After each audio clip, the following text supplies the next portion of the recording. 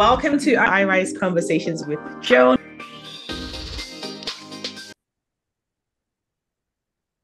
Welcome to iRise Conversations with Joan. My name is Joan Wosu, and I'm the award-winning author of the book, iRise, The 10 Secrets to Getting Up When Life Knocks You Down. Every married couple desires joy, intimacy, effortless communication, shared dreams and goals, peace, and a home free from constant conflict. And single people desiring marriage also look forward to that. Well, the truth is most couples struggle with a lot of these things. Some are able to just resolve the issues on their own. Some go for intervention and get some help, and others just give up and part ways. As much as there's no one-size-fits-all playbook when it comes to marriage and how to be successful, there are things that you can do to improve your chances of success. And that's what we're going to be talking about today. Our guest today is Oliver C. Marcel. He is an author, speaker, and coach. Out of a passion to see people build their dream relationship, both personally and professionally, he and his wife, Denise, created Denoli LLC. This passion has moved him to be very transparent about his own journey with the goal of encouraging and inspiring others on their journey as well. He's the author of the book, Overcoming the Man's Laws. Welcome, Oliver, to the show. Thank you. I appreciate that. I was looking forward to this conversation. So I'm Yes. glad to be here. Thank you so much for the opportunity to be on this show. I don't take it lightly when individuals grant me the opportunity to stand in front of their audience. So thank you. Thank you. So for me, this is a very personal topic because I'm Mhm. divorced. So I Okay. did go through a rough marriage. And so for me, I want to learn from people like you who've been successful in helping other people have successful marriages. So I'm very, very excited for today's show. That's good. And can I just say, Mhm. and I know this probably isn't said as often as it should be, but there is a wealth of knowledge, believe it or not, Mhm. that you organically gain based on the experience that you had. Mhm. So there are individuals who can benefit from the things that either did happen or did not happen Mhm. during your journey Mhm. because they're both beneficial, right? So I just want to give you that. Like there are things that Yeah. yes, it's not something that we sign up for. Nobody gets married saying, "Yes, I would love to be divorced in a few years." Nobody does that, right? But at the same time, the experiences that you go through do not define who you are. However, they are beneficial to the trajectory of the rest of your life. I love it. I love it. And I think that's just put a lot of people at ease Yeah. because whether we like it or not, even though divorce is so common these days, there's still a bit of a stigma around it. There's still a lot of shame, a lot of, oh my God, I'm useless. I'm worthless. No one loves me. Yep. And you just saying this, I think you just kind of empowered a lot of people to be like, maybe there was a lesson there for me. Maybe that's not who I am. That's not my story, even though it happened to you. But how can that be part of my trajectory going forward? So Yeah, and I know that's not what we're here to talk about, but I have a heart for it because in the space that I'm in, the coaching space that I'm in, I've realized that we pay very little attention. We spend a lot of energy trying to craft blueprints and build marriages and build the relationships of their dreams, but we pay very little energy and attention to individuals when it does not work out. yes. There's a significant amount of support and things that need to be addressed and things that need to be unpacked when you go through a divorce. And then when it happens, we're just like, oh, it didn't work out, man. That's too bad. Yeah. We got to stop doing that. We Yeah. have to stop doing that. So Yeah. I felt like I needed to say that. Thank you. I guess that message is for me, as well as so many other people who are in the same situation. Yeah. So, your marriage coach today, was that always something that you wanted to be, or like how did this happen? So the answer to that question is no. The answer to that question is no. I listen, if you had told me, I was just joking with somebody recently. I said, listen, if you had told me 15 years ago that, hey, you know what, you would be, on podcasts and you'd be talking about marriage and you'd be coaching individuals about relationships and you'd be, you'd write a book for men and I'd be like, listen, wherever you got that like crystal ball certificate from, you need to take that back because that's you don't know what you're talking about. You don't see my future like that. That's not mine. But it's interesting because I've gone through a lot of my life journey is I'm not going to say it's crazy, but it's been all over the place. And what I'm realizing is that the good and the bad of that has very significant alignment to where I am in life right now. Mm. So how did it happen? It happened, I'd say probably 2012-ish, around that time. My wife and I were part of a marriage group, and we're just participants in this group. We're going to learn and grow like everybody else. But for some reason, people would always come to either myself or my wife, often my wife, and say, man, we love your marriage. It just looks like you guys have a great relationship.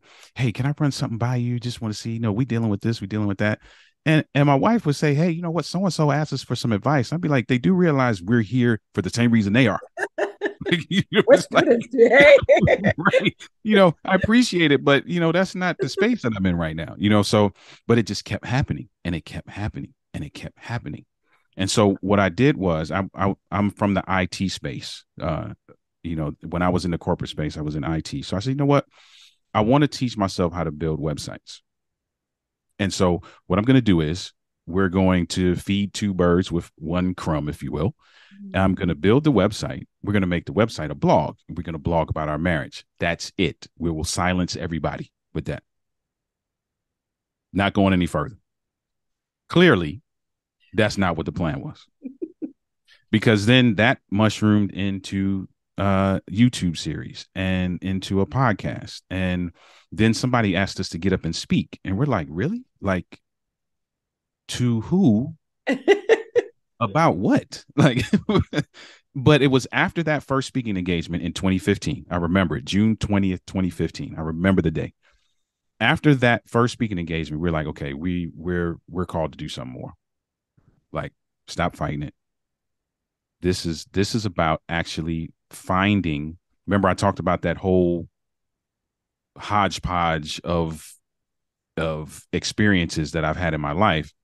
This moment was about actually stepping into what was purposeful for us. Mm-hmm. And I tell everybody, you have a purpose, a passion, and a path, and they're discoverable with a little persistence. Now, thankfully, the persistence came from outside for us. But we discovered that, wait a minute, we really enjoy sharing our journey. And we enjoy even more when others are encouraged and inspired by it. And so here we are now, authors, speakers, coaches in the marriage enrichment and men's empowerment spaces. And I would have it no other way. Like, I'm so glad this is how it turned out. That is phenomenal. And how long have you been married, if you don't mind me asking? Been married 22 years, Wow. known each other for 27. Wow. So yeah, so good stretch. It is. Learned a lot and I'm still learning. We're actually in a new season of our lives as grandparents. And believe it or not, that brings a whole new dynamic to our relationship in terms of interaction with a child and just where we are in life and us looking at some of the things, goals and visions that we have for this segment of our journey. So having fun. That's awesome. Congrats on being new grandparents. Amazing. Thank you. Okay. So, like I alluded to in the beginning, everyone wants to have a joyous marriage, a peaceful marriage, a stress-free marriage. We all desire that, but that's not usually the case. And you already just talked about people always coming to you and saying, we have this issue. What would you say in your experience now at the common challenges that couples have in their marriage? Great question. So I would say that of all the challenges that we've experienced, whether it be our own challenges or those of the clients that come to us, all of the challenges fall into two buckets. One bucket is communication, effective communication or the lack thereof. The other bucket is intimacy building. Those are the two most common things that we see: individuals who are struggling with how to communicate, and individuals who either are scrambling to create some level of intimacy or are stagnant and are looking for a way to jumpstart that Mm. in terms of intimacy growth. Yeah. Okay. So maybe let's unpack both of them separately. So Do it. communication, it's we all communicate every day, like we're communicating right now. And so when you talk about effective communication in marriages, is that different from how we communicate naturally in our day-to-day lives in the corporate world and stuff? And here's what's funny: it's not different. It's not different, but for some reason, as human beings, we're wired to think that it is different. So if you think about it, Mm. all of the components of effective communication in a relationship you use in the workplace. I'll give you a few of them. Explanation. You use explanation in the workplace. Clarification. You use clarification in the workplace, right? Not leaving certain things to chance. Uncovering and identifying ambiguities and clearing them up. We do that in the workplace, right? Negotiate. We do that in the workplace. For some reason, when we hit the door for home, we forget that we even have those skills. Yeah, because you're meant to be a mind reader. Hello. There you go. Like she should already know. She should already know that. And that's a lot of, and it's interesting that you would say that, because it individuals who have been coached by me can attest to this. There's a question I asked in the beginning, and it seems very random, but as they work with me, they realize why it's not. You're going to get one of the questions you're going to get from me in the beginning is, what do you do for a living? And people always look at me like, why do you want to know that? So don't worry about it. I'm getting to know you. There, I asked for the love story, how they met, how they fell in love. What was the moment that you were like, man, this is the person I'm walking down the aisle with? I asked all these different questions, and then, what do you do for a living? Because what I typically do when you give me that, I'm a lawyer, I'm a doctor, I'm a this, I'm a that, I work in IT, whatever it is. I'm going to take parallels from the things you do every day and tell you to apply them to your marriage. Gotcha. So if we're talking about standard operating procedures, right? So if I come to work for you, under no circumstances are you going to welcome me into your establishment and be like, okay, it's nice to see you. I'm glad you're here. Do whatever you feel like doing. Nobody has ever done that. And if they do, they don't own a business that long. Mm. You're going to give me, matter of fact, you've probably already given me in the interview process what my job requirements are going to be. Then there's going to be some time where you actually get you. I may have to shadow you, or you may designate somebody for me to shadow. There's going to be a training period. We're going to go over what is expected of me. What are the benchmarks of my success? What are the things I should be striving for? We're going to go through all that whole process. Then mid-year or end year, we're going to go back and evaluate all of that stuff. We don't do any of that in our marriage. And it's paramount to the success of our relationship. It's paramount. Like my wife and I, to this day, it usually happens either in the month of December or right in the first 2 weeks of January. Sit down and like, okay, let's look over this year. There were some things that we came into this year with in terms of goals and visions and establishing, and or not establishing because we've established it already, but maintaining our bond, maybe even building on some things. How do we do? And it's not a mechanical conversation. It's usually, we're out to eat somewhere, we're laughing and joking, and we're like, man, this year is already done, man, and it just goes into this conversation where we're able to look back on some things and then, project some things, right? And we need to do those kinds of things in our relationships as well. And the communication piece is really about understanding how you communicate. Like, if I'm going to be in a relationship with you, I can't guess how you like to be communicated to. Because if I get it wrong and you get frustrated with me, typically what happens is I don't try to understand why you're frustrated. I react to your frustration, which causes conflict. Now we're going down a totally different path that's away from understanding how we communicate. Many couples stay on that path of conflict and never get back to the place where they're like, oh, you know what? Maybe I should try to understand how he or she likes to be communicated to compared to what my communication style is. And listen, I'm doing this from experience. This is not conceptual, what I'm saying. Like my wife and I in the beginning of our marriage had a rough time because we weren't doing any of this stuff. I am a shotgun communicator. Can you guess what that is? Can you guess what that is? It's exactly what you think it is, right? Stuff just comes out and it No just filter. Yeah. it just blows holes in the wall, Yeah. right? My Mm. wife is on the other end of the spectrum.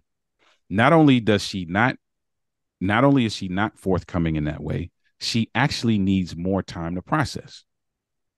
So she's a procrastinator in terms of her communication style. We would butt heads because I'm like, woman, you ain't gonna say nothing. Like I'm trying to get you to say and I'm and the more I do that, the more she's like, Mm. and I'm trying to figure out why we can't get nowhere. And then, after, many times of hitting my head against the wall, I was like, wait a minute, like what's not happening? And that's what we have to do often is like look inside and be like, okay, what can I contribute to this partnership Mm.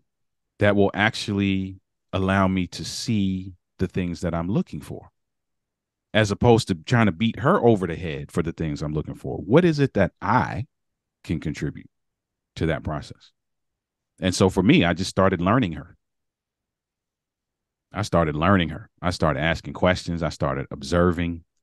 I started having fun with her. Once I recognized and identified what her love language was, and the things that kind of just bring out certain emotions in her, man, I milked them. And that's what you got to do. It's a learning process. And so that communication piece is a big thing for us. We spend a lot of time with couples identifying their communication style, identifying how the other person likes to be communicated, and really drilling home the components of effective conversation, explanation, clarification, negotiation, being able to forego your knee-jerk response and plug in its place an active listening response, which almost 9 times out of 10 steers you away from conflict, because now it's not about how you feel about what was said, but you getting clarification about what was said. Yeah. So now you're not reacting. So there's a lot of work there. I know I said a whole lot just now, There's but a lot of work. that's a big one. That is a big one. That's a big one. Yeah. And I think that that's something that, like, I went through marriage counseling. No one told me about this stuff. So I think a lot of people just naturally expect it to, like, hey, we're so in love. Like, why don't you get me? Why don't you understand? How can you love me and not understand me? So we just think it's a given because you're with someone, magically, somehow, mysteriously, they understand you. They know everything about you. They should be able to think the way you think. You should have exactly the same love language. These are just expectations that are not true. Yeah. And then they cause a lot of conflict. So I really like what you're saying, where couples should spend time learning each other. So it's not about how you like to communicate, it's about how the other person likes to communicate. What is their love language? How can you clarify? And I know that clarifying thing, because it pisses me off. Like, I already said what I said. Why are you asking me? I said what I said. So I think it's a lot of learning. It's a lot, yeah, a lot of and learning. and and I love that you said that because we're human. So it does, right? I grew up in a household where I could not ask questions. Mm. So my parents are Caribbean, and you questioning them was disrespectful. Yes. So I grew up with I don't want to be asked questions because I never got the opportunity to ask questions. So I'm like, why, Mm. why? I don't even want to talk about this. Stop asking me questions. So I love that you said that because there is a human side to this, right? And the beauty of clarification when you get it right is that it doesn't feel like interrogation. We don't like to be interrogated. Yeah. We don't like people like, okay, so why this? Okay, so how come this? Well, where was you? And hey, easy. I don't I don't want to deal with that. The clarification piece is really an opportunity for you to actually expand on something. So it's not necessarily you having to repeat what you said as much as it is having to expand on what you said. Because here's what the active listening response does the repeating for you. So if you say something to me, I'll give you an example, real world example. You say something to me, I'm gonna do something very frivolous. You say the sky is blue, The sky is right? blue. Yep. So you tell me the sky is blue, and so my active listening response to you would be, um, now, mind you, it's elementary. Obviously it's gonna be bigger than the sky's blue, but you say the sky's blue. My active listening response to you is, okay. So Joan, what I hear you saying is that the sky's blue. Why? What what got you to that place? Mm. Whatever the question is that makes you expand. Mm-hmm. Because Like I looked obviously, outside, it's midday. right, Yeah. Okay. right. Because obviously, if I'm listening to you, you should Mm-hmm. not have to say again that the sky is blue. There's a problem there because listening is part of communication. So if you got to say the sky is blue again, that means I wasn't listening to you. So there, right then and there, we have a problem. Mm. But the active listening response is an expansion of the conversation. So here's where it goes wrong. You tell me the sky is blue, and my response instead of an active listening response is like, duh, I know that already. Now Joan is looking at me like who you talking to? Like you could have just said okay. Now Mm-hmm. we're headed down the road to an argument, as opposed to heading down the road to expansion of thought. Because you might be just like what you just said. Well, I looked out of the window, or you might give me some scientific thing I never knew before, and now I'm looking at you like, goodness gracious, like you got knowledge like that. We're going down a whole nother path now, just based on how I chose to listen and respond. Wow. A lot for people to learn. And like you said, I also grew up in, and I never connected the dots that way, where I wasn't allowed to question people older than me, my parents. So don't ask me questions too. So I think a lot of us, it's a lot of introspection. And like I like what you said earlier on, think about what you can do to make the relationship better. Not, oh, you have to change, or you need to do things my way, because a lot of us have gone through a lot of trauma, a lot of experiences, and we don't even know where these things are coming from. So you just think, I don't like people asking me questions, but it could be because growing up you were never allowed to ask questions. So Mm-hmm. that was just a light bulb moment for me, because yeah, growing up, who are you asking? Yeah, Because I said so. Oh my God, you're like, why? Oh, because I said so, and that's it. That's all you're getting. my parents are in their 80s, and I still kind of stutter step before I'm like, should I even ask this? Like, but Awesome. yeah, and a lot of that can be pointed back. You can point back to just the ideologies that Yeah. we've grown up under. Yeah, absolutely. Awesome. So lots of stuff for people to learn about effective communication. So the second bucket of challenges that you said marriages have is intimacy. So Yes. yeah, tell me a bit more about that. Yeah, so that's almost as big as the communication piece. The communication piece is it's great when you get it, Mhm. or when you begin to understand and get into a flow, because that really is the foundation for everything else that you're probably going to work through. The intimacy piece, what I'm finding with a lot of couples is that, and it's funny, I just recently facilitated a group for men, and in the title, when they put out the flyer, they said that it's going to be a conversation about marriage, conflict resolution, and intimacy. And in that conversation, about 40% of the guys immediately thought sex when they saw the word intimacy. That's not where it starts. And a lot of couples are trying to have fireworks in the bedroom, Yeah. but they're not doing anything else. And so that's typically the issue. And then when they get burned out from the frustration of not getting those fireworks, they just stop. And so now they're like, oh, well, we need to be more, we're trying to increase our intimacy. What are you trying to increase? Well, we need to have sex more. Um, what about your spiritual intimacy? What about your emotional intimacy? What about your conflict intimacy? What about your experiential intimacy? And they're looking at me like, dude, what is all that? Like, I'm trying to get into bed. Like, help me with that. Like, but here's the thing, and I tell couples this all the time. Sex is, if you think of a house, sex is the roof of the house.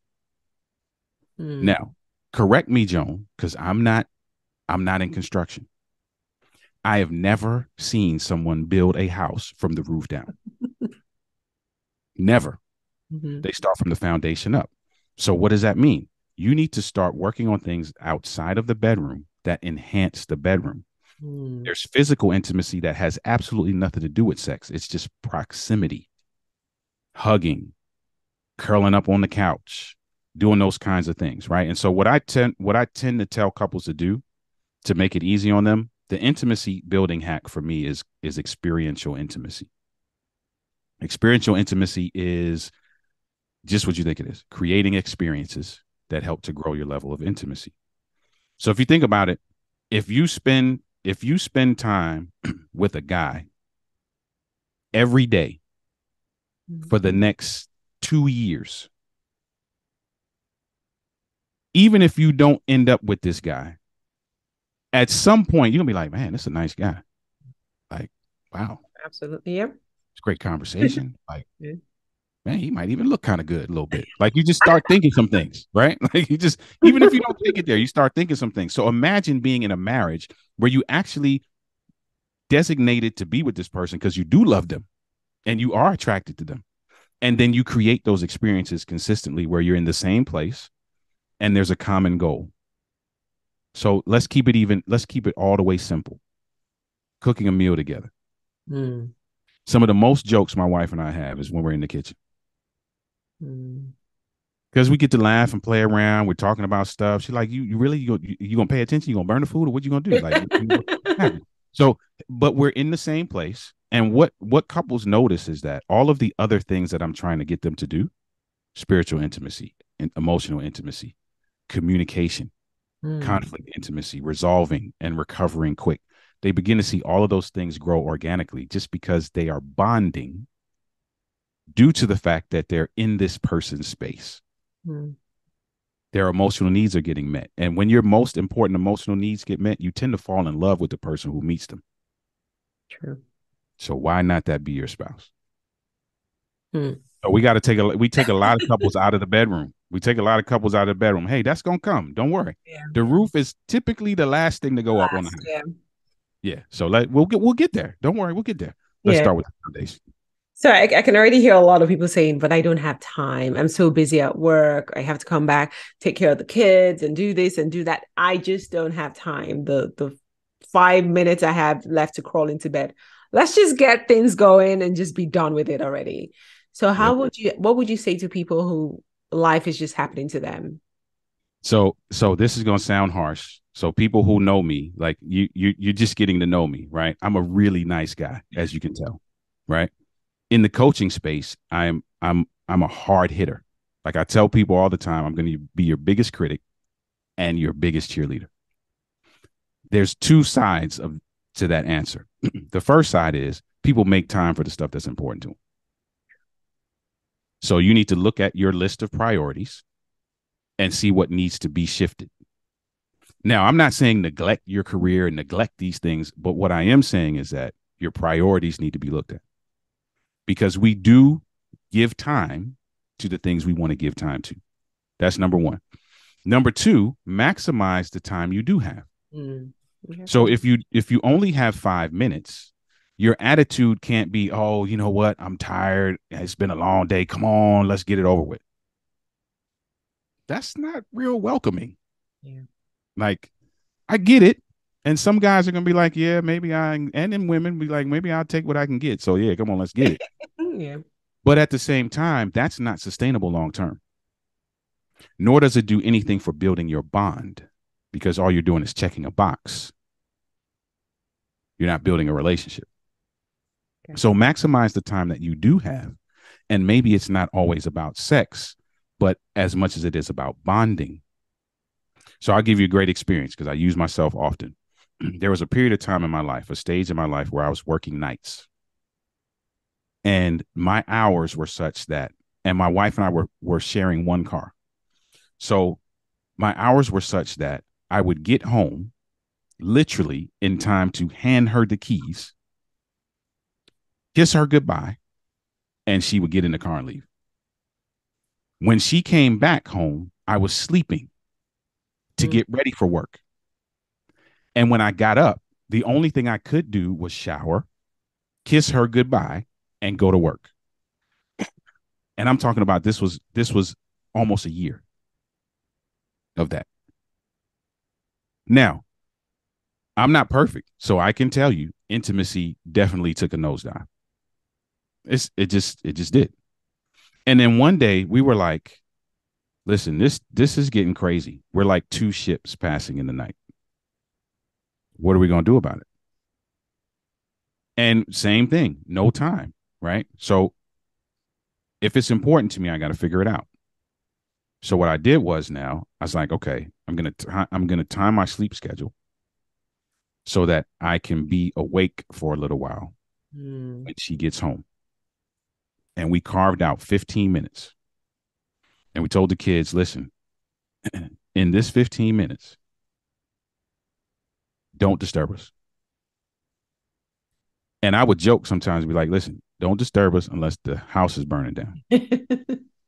And if the house is burning down, try to put it out first before you get before you come knock on this door, right? And so here's the thing: the 15 minutes wasn't about sex. The 15 minutes was about bonding.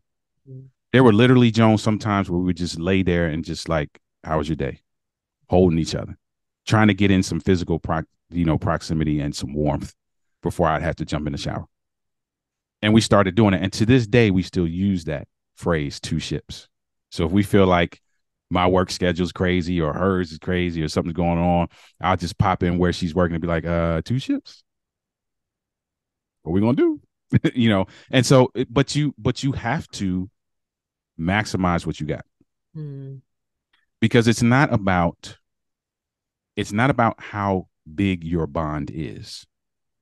It's about how consistent you are at building it. So if you go, there's a house that we used to look at. We love looking at these big houses and daydreaming, and like one day we're gonna be in one, right? There's a house not too far from us that is probably the biggest house I've ever seen. But for some reason, construction was halted. And for like maybe 4 years or more, this house sat in the same place. So it don't matter how big it is. Can Mm. nobody benefit from it? Yeah. There was no consistent building Mm. that allowed it to get to a point where it could be inhabited by folk and enjoyed. So it's not about how big your bond is. It's about how consistent you are at building it. And some of that consistency is you being intentional Mm. about either making and creating the time or maximizing the time you do have.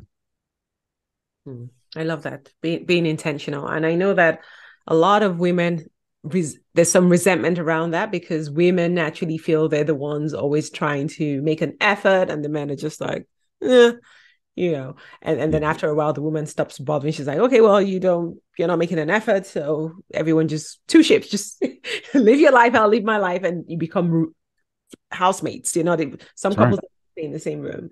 So for couples who are, there's been that breakdown where there's little or no intimacy, where it's just swapping car keys or you discuss only the kids. How can they start to build some of this intimacy that you're talking about? Some of it starts, excuse me, some of it starts with just simply having some conversation. Because the mistake that I see a lot of couples make is that when they realize that there's a deficit, they try to hit a home run.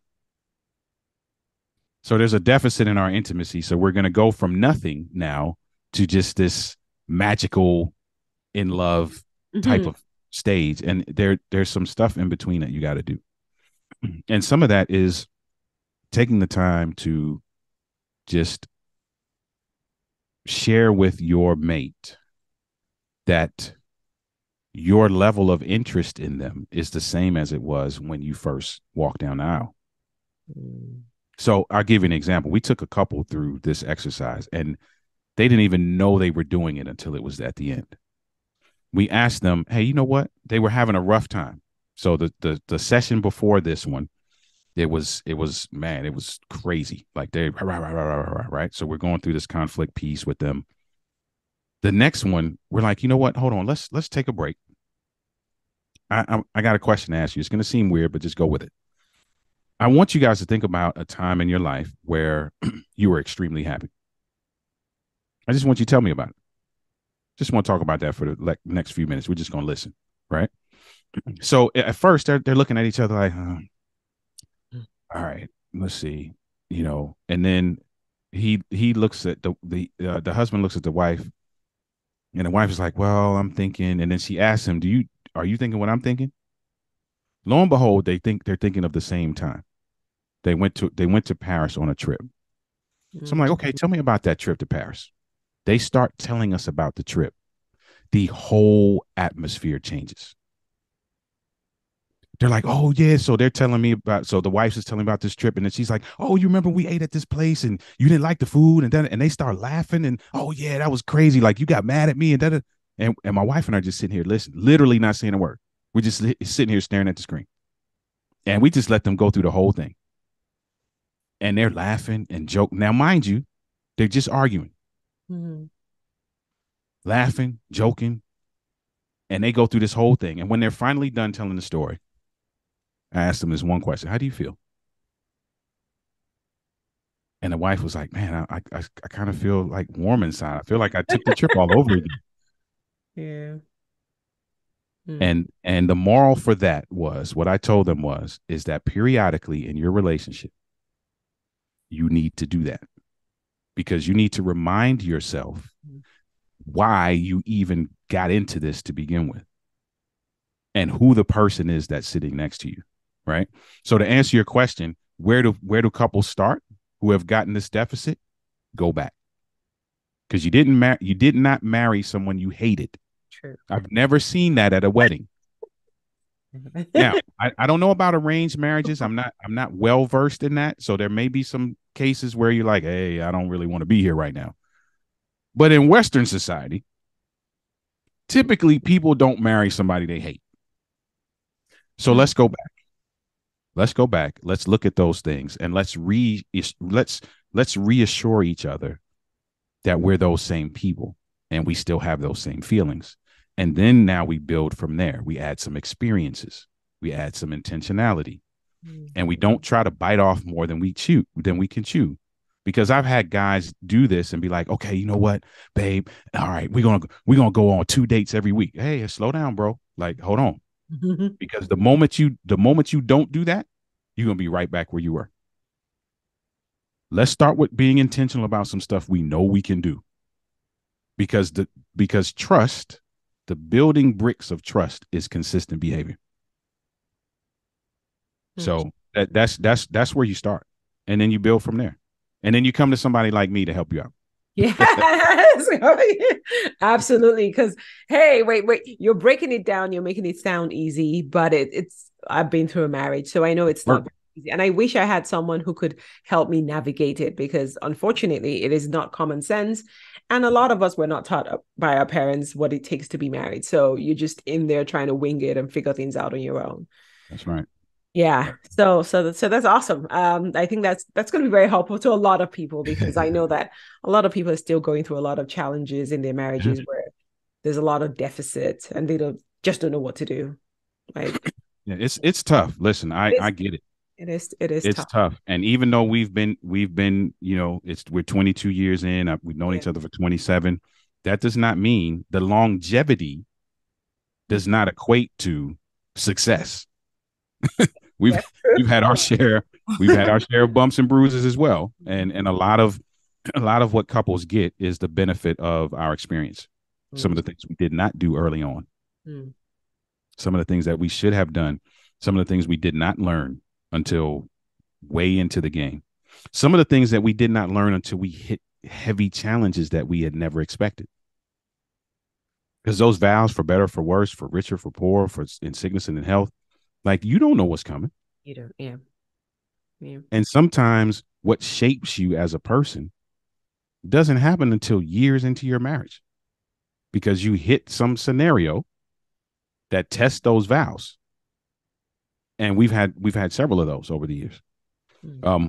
A guy told us this. He put it in such a great, vivid way for me. He said that many people uh, liken getting married to reaching the pinnacle of Mount Everest. Mm. He said, essentially, when you walk down the aisle, you have literally just pulled up to base camp. Excuse me. Now Now, the can you? Now, I'm not a mountain climber guy, but can you imagine that? Like just pulling up to base camp, all of the things that you have to do Mm. between driving onto the base camp and actually starting to climb. Let's not even talk about climbing. Oh, All of the things you got to do from when you get out the car and be like, wow, this is big, to the time you step foot on the mountain. And you telling me I'm just starting there? Like I just drove up. And that for me was a game changer because I was like, okay, we're on a journey. Getting walking down the aisle was not a destination. Walking down the aisle was deciding that we were going to jump in the car together and go across country. We have no idea what's going to happen. Maybe a flat tire will take place. Maybe we'll meet some of the greatest people and eat some of the greatest food in our lives. Maybe we'll hate each other by hour 10. There's all these maybes that we don't know. But if we go into that journey with the attitude of, because when you get in the car and you go cross country, nobody gets in the car and is like, man, all right, let's prepare for this flat tire. yeah. They don't. They're excited. Man, we going over. Like, think about you going from Toronto to Alberta, Yeah. driving in a car. You're like, man, we're going to get to Alberta. It's going to be 9,000 feet of snow. We're going to be able to ski. We're going to be able to do, you know what I'm saying? Nobody gets in there. It's like, oh, we're going to get robbed on the way. You ready? Nobody does that. Right. So we got to look at our marriage that way. We got to enjoy this journey and get in here. And yes, we may run into some of those things. I took a 10-hour drive one day years ago when I was before I got married. My car caught on fire on the road. Like I wasn't prepared for that, right? So you're going to run into some things that you're not prepared for, but what you have to work on, and here's what we work with a lot of couples with, is your perspective about the journey. Hmm. If your perspective about the journey is, man, we're on our way to Alberta, man, we're going to have the greatest time in the world when we get there. If you do catch a flat tire, you're not going to abandon the car. Yeah. You're gonna be like, listen, man, we got to figure out how to fix this thing because we're supposed to be in Alberta in a few hours. The perspective is still where we're headed. And once we get couples to shift that, everything around them shifts after that. I think it's so key you hitting on perspective because I feel like I have a lot of friends, single friends, never been married, divorced, single mothers, whatever you name it. And there's this perception that if I get married, fine. If I don't, yeah. And if I get married and it doesn't work out, it's fine too. So they're already preparing for the marriages to, first of all, they're preparing to, hey, is it going to happen? It's not going to happen. Whatever. I don't care. And then they're preparing for it to fail because it's like, if it's not working, I'm out of there. And that is the attitude that a lot of people today going into marriages. They're thinking, yeah, it's the top of the mountain. And if I'm bored, I'll just get off the mountain. They're not thinking about the work that needs to go into it. They're not thinking about the work that they have to do within themselves. It's like, I better meet someone who's going to make my life beautiful. And the day it's not beautiful, I'm out. Yep. Yep. And that's what we're seeing. And you get, so here's the thing. Your approach generally is a reflection of your perspective. Yeah. Your approach is going to garner the same results every time. So if you don't like those results, yes, your approach needs to change, but you also need to look at your ideology around what you're doing, whatever this thing is. Because you're right. We set ourselves up for what we get. based on what our mindset is around that thing once we enter it. Yeah. So I have to ask, so who do you work with? Because I know you work with couples. Mm-hmm. But is it all couples you work with? Do you work with single people who are trying to get into a marriage, so just premarital classes or coaching? Who are your clients? So the answer to all of those questions is yes. However, our if we had to pick an avatar of sorts, the couples that we work with probably the most and have the greatest level of success with are couples who have been married 10 years or less. Mm, These couples are typically both professionals, and they are either have just started a family, so all of their children are under 5, okay. or they're about to start a family. Mm, Like they're either looking to get pregnant or pregnant. okay. Those are typically the couples that we work with. Now, we do work with singles. We do some pre-marriage stuff, and we'll work with older couples as well. Now, listen, I shout out to all the older couples. I'm not. I mean this with the as much kindness as possible. The older couples are tougher to work with. No way.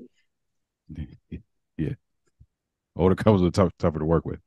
Here's what's crazy, right? You talked about your friends, right? Who are like, man, if it works, it works. If it doesn't, it doesn't. And the younger folk get into it like that. But what I've noticed is that often when they hit a road, when they hit a bump in the road, before they actually hang it up, they're like, okay, tell me what to do. Mm, mm-hmm, And if they actually do it, they see some results. The older couples already feel like they've already tried everything. mm. So I literally had a person who was told me was like, I've been like this for 40 years. So I'm like, well, I can't help you. If that's your attitude, like What's the point? yeah, it's nothing I could say that's gonna change that. You know, so that's we do with the older couples. We spend a lot more work actually getting them to shed themselves from this. Oh well, I did that already kind of mentality before we can even get off the ground. With the younger couples, they come to us and like, listen, bro, you got to tell me something that's gonna work, or Mm, it's a wrap. I'm out of here. So tell me something now, and that I can work with because typically they're gonna try it, and when they see results, they're like, man, bro, wow, thank you. So that's typically the couples that we work with. And then I wrote a book for men, and so that put me in the men's empowerment space, and so I do some work with men as well. yeah. Um, and that's usually more so in a group setting than one on one. Okay. So tell us a bit about the book. So the Sure. Overcoming the Man's Law. What's it Sure. about?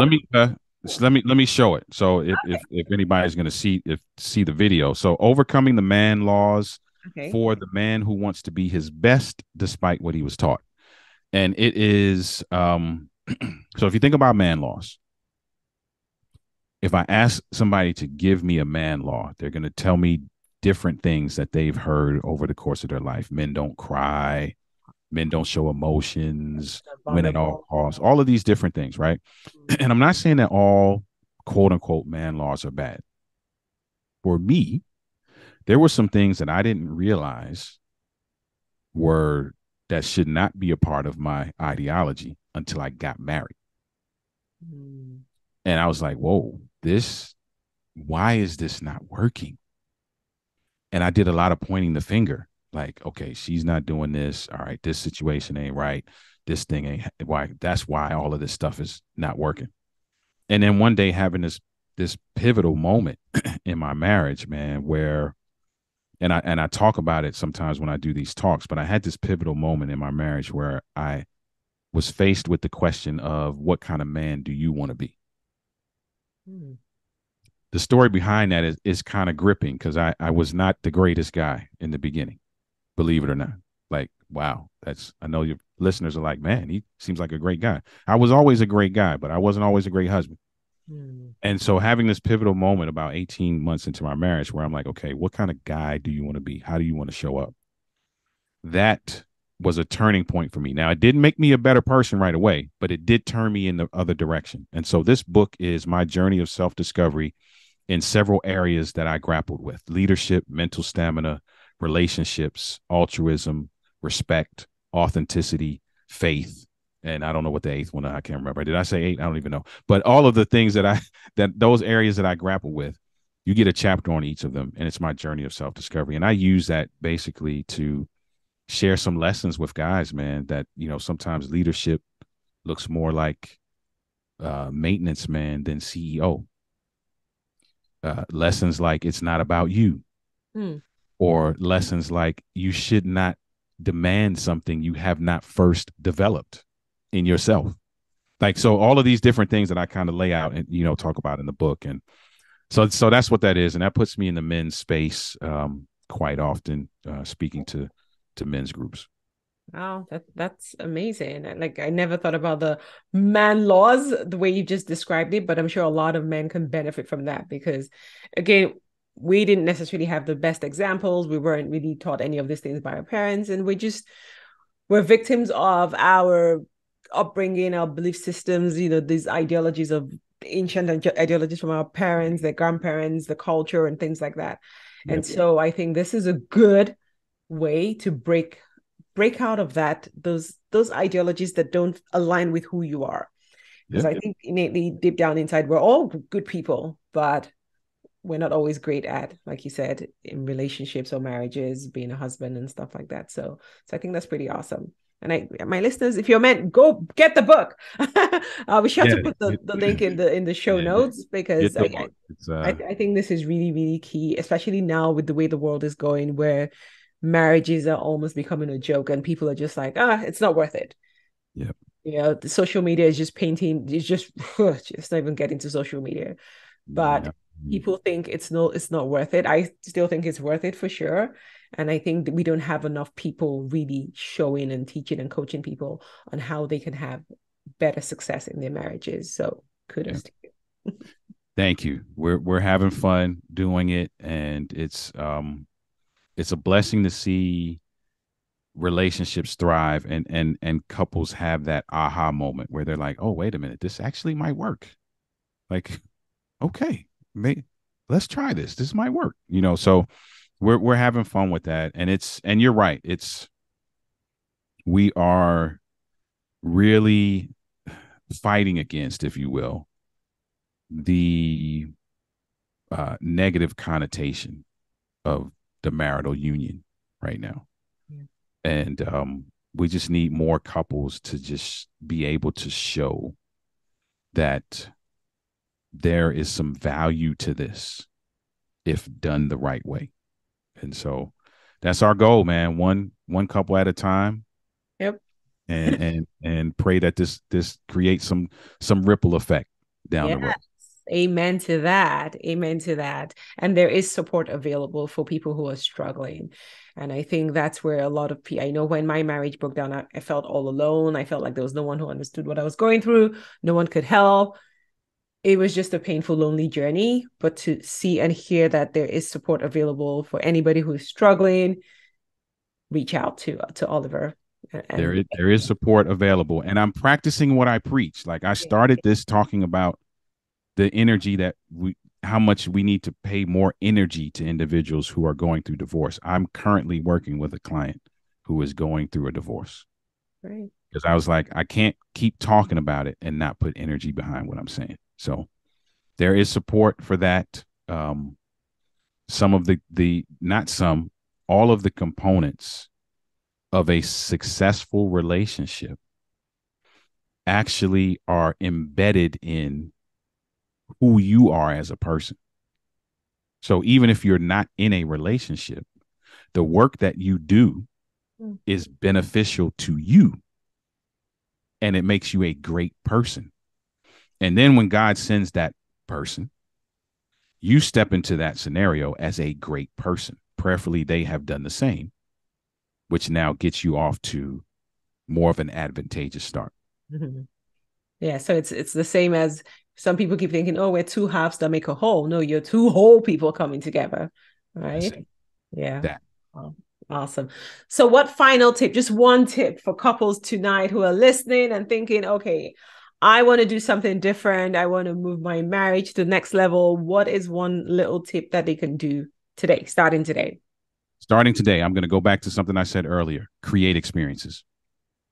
Work on your experiential intimacy, create experiences, be intentional about being consistent. They don't have to be big. If you got money to whisk your mate off to Dubai, then do that. Yes. But if you don't, start where you can. Go for drives, go for walks, cook meals, go to the movies, sit on the couch, go in your bedroom, shut the door, talk, play games. I got these, you can't see it because it's blurred out behind me, but I got this little board game that's for couples, this little card game. And it has these little questions on it or little silly things that you do, like create experiences Mm. that grow your level of intimacy. I promise you that if you are intentional about being consistent in that area, you will see growth. I promise you. I love that. I love that. Thank you so much, Oliver, for being here today. Really appreciate it. Lots and lots of nuggets. Like, I felt attacked sometimes, but it's all part of the experience and the journey and the growth that I need. Thank you so much for sharing so openly with us about all the great things that you're doing. And I'm sure you've helped a lot of people on ways that they can make their marriages more successful. Thank you. It's my pleasure. Thank you for having me. Thank you.